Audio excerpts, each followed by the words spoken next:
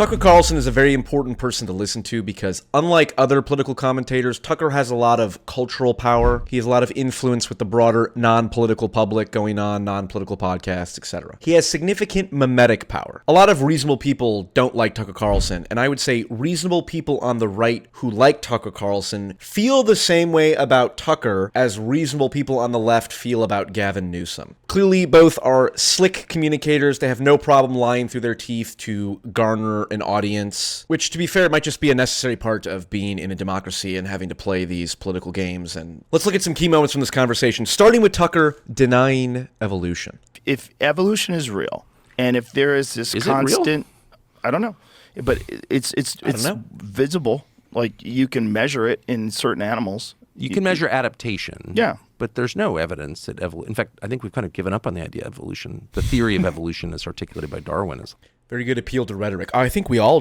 gave up on it, right? Everyone agrees we gave up on it. Appeal to the majority. Very smart. like kind of not true. Right? In what sense? Well, in the most basic sense, the idea that, all life emerged from a single cell organism and over time, and there would be a fossil record of that, and there's not.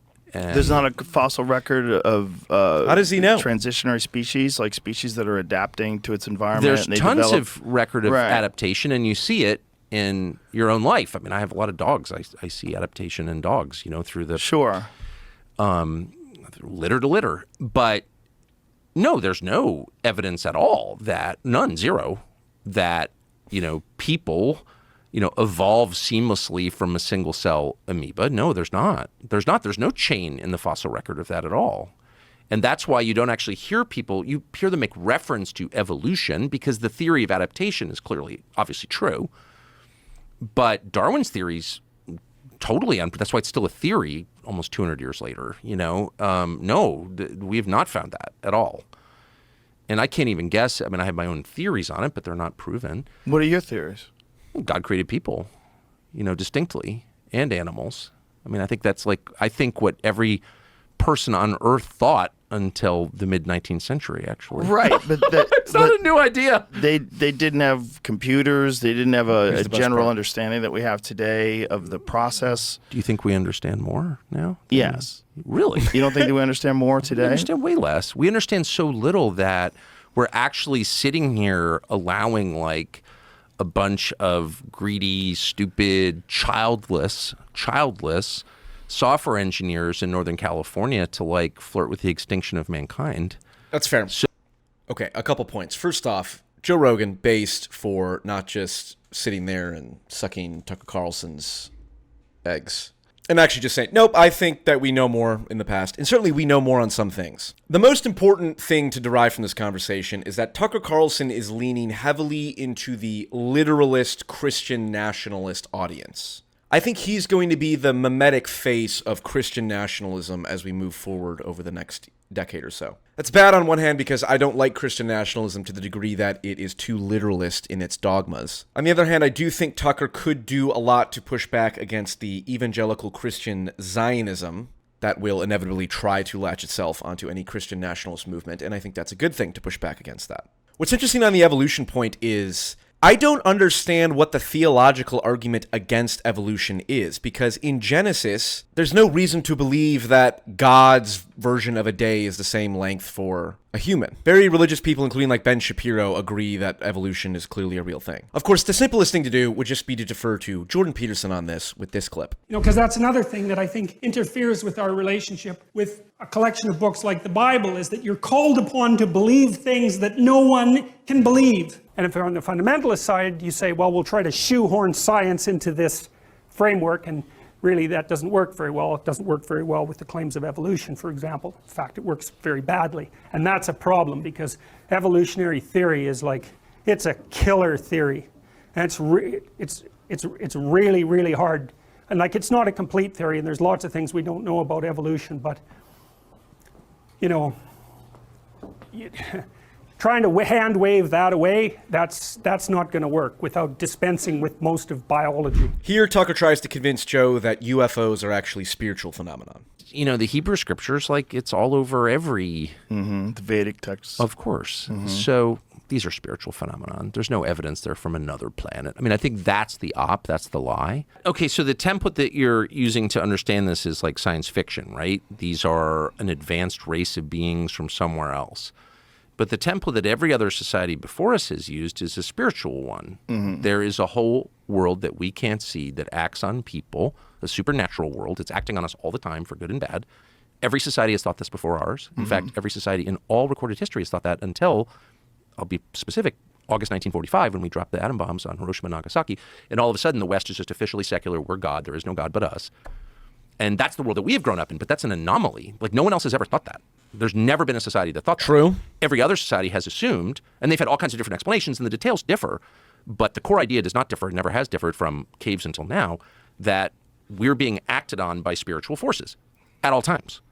And so to someone born before or living before 1945, I think it would have been much more obvious that this is the thing that every society has written about. And in fact, that battle, that unseen battle around us, that spiritual battle, has like been the basis of every society, of every religion, not just Christianity. So like it just, once you discard your very, very recent assumptions, relatively speaking, about how the world works, you're like, well, that kind of seems like the obvious explanation, right? It's not that obvious to me. So what's more obvious, do you think? Well, I don't think there's an obvious explanation. I think if I had to guess, some of this stuff is ours. And some of these things are propulsion systems that they theorized way back in the 1950s.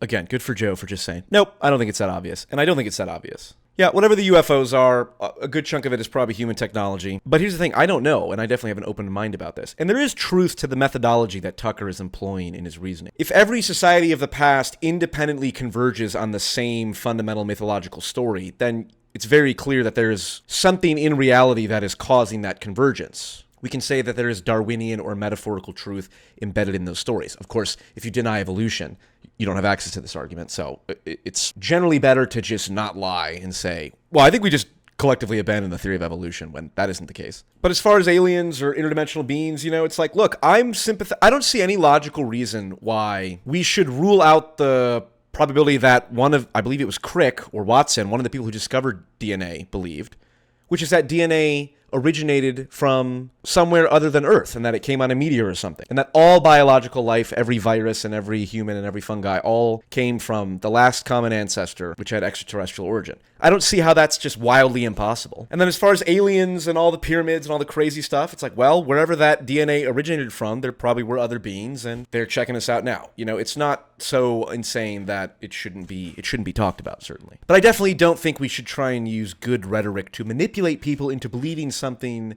is obvious when it is in fact a hypothesis and should be treated as such. Here's where I'm sympathetic to Tucker's stochastic terrorism. And on the AI question, everyone I've ever talked to about, I'm hardly an expert, I don't own a computer, okay? But everybody I've ever talked to, and there's many people, was like, yeah, it's, could get away from us and enslave us. Well, let's say no to slavery. How's that? Is that a tough one? Not for me. Yeah. I mean, and maybe a good use of nuclear weapons would be to hit the data centers. No, I'm serious. Like, why is that crazy? It's not.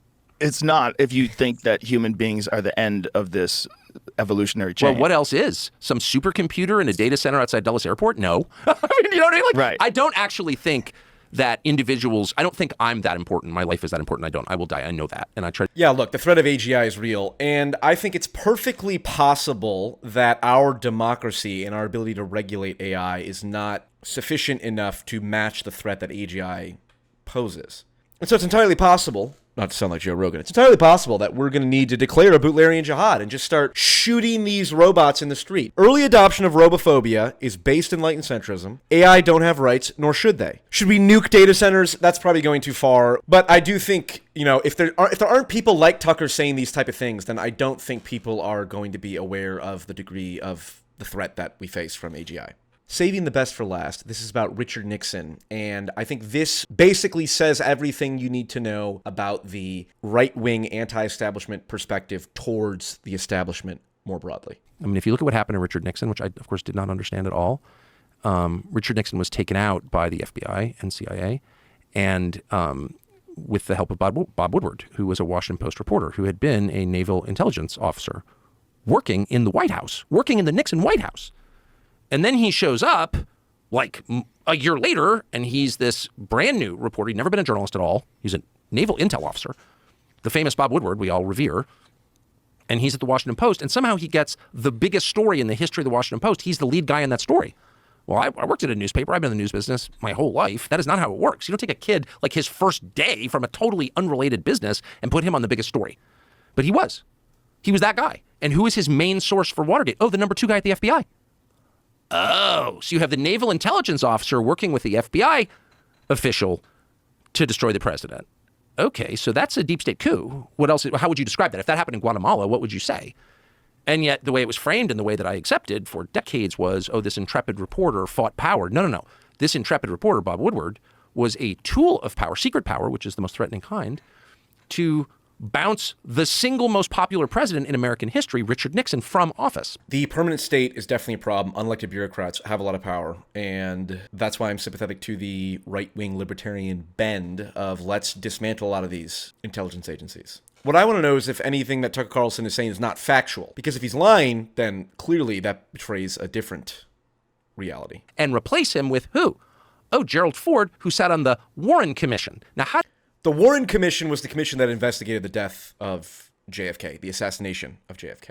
And this becomes more interesting. How did Gerald Ford get to be Richard Nixon's vice president? Well, because Carl Albert, the Democrat Speaker of the House, told him, you must choose him. We will only confirm him when they sent the actual elected vice president away for tax evasion, Spiro Agnew of Maryland. So you have a complete setup, like an absolute... Gerald Ford, the only unelected president in American history, actually sat on the Warren Commission.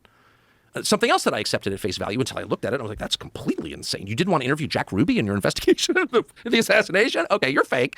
Yeah, he was on the Warren Commission.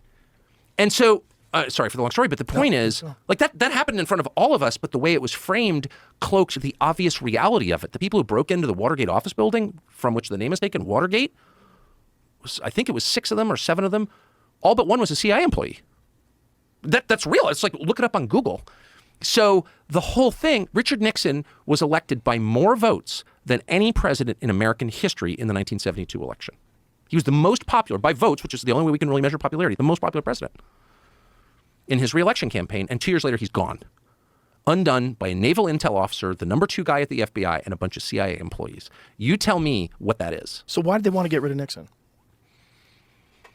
There are a lot of theories on that. I mean, first of all, we don't need to know motive to know what happened. They, meaning unelected federal employees, got rid of Richard Nixon, which is the most anti-democratic way to make a leadership change that there is. Okay? Yeah, I don't think any of that is so far-fetched that we should ostracize Tucker as a nut job. Certainly the claims about evolution and stuff put him in the let's be skeptical camp. But again, people are complicated, and the more that I pay attention to things and the more I see the political landscape shifting, the more I realize how important it is to be open to building mimetic cultural ideological coalitions with people who you agree with on certain issues. Also, one reason I like Tucker is because I think he draws very clear, hard lines between him and the far right. I will say this, if I can just make one prediction. So the United States is becoming non-white. Everyone's excited about it. Or whether you're not excited about it, it doesn't matter. Whites are going to be in the minority. So what that means soon. So what that means is you're going to get at some point, probably in my lifetime, people standing up and saying, I represent white people. I'm the candidate of the white voter. Right. And I just want to say on the record that I'm going to tell that person to fuck off because nobody speaks. I'm an adult man and nobody speaks for me because he shares the same skin color as me. Like, I just reject that entire idea. If I agree with you, I'll let you speak for me. And if I don't, I won't. But this idea that someone of a certain skin color, any skin color, or any ethnic background speaks automatically on behalf of all people who share that skin color, ethnic background is a Nazi idea, and I'm totally opposed to it. And I will be opposed to it when it happens to me. When and this will happen. Someone's going to, oh, white people. And I'm going to be like, I don't even know you, dude. Yeah. I don't even know you. I refuse to allow you to purport to speak for me because we look the same. And as a general rule of thumb, when you are able to clearly articulate the difference between you and the extremist, then I have much more trust in you than someone else who sort of just hand waves the phenomenon away or says it's not that big of a deal or it's not that important, rather than just addressing and saying, even if it's not that many people, it's just fundamentally wrong on its face. And I think the left has a very big problem with drawing a clear line between them and the most extreme versions of themselves. So anyway, until next time, good luck and Godspeed.